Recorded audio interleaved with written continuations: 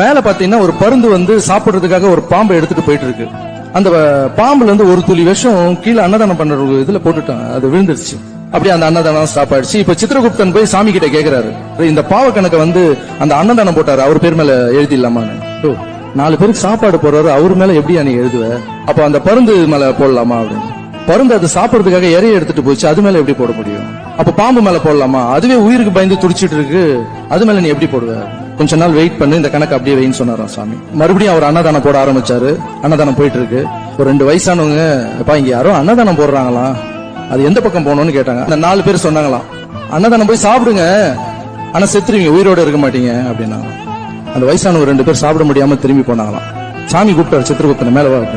அந்த பாவத்தை யார் மேல போடணும்னு கேட்டிருந்தல, அந்த 4 பேர் உட்காந்து சும்மா பேசினாங்க பத்தியா, அந்த பாவத்தை சேருன்னு சொல்லி. சும்மா நம்மளை பத்தி ட்வீட் போடுறவங்க பேசுறவங்க இவங்க. Download ShareChat.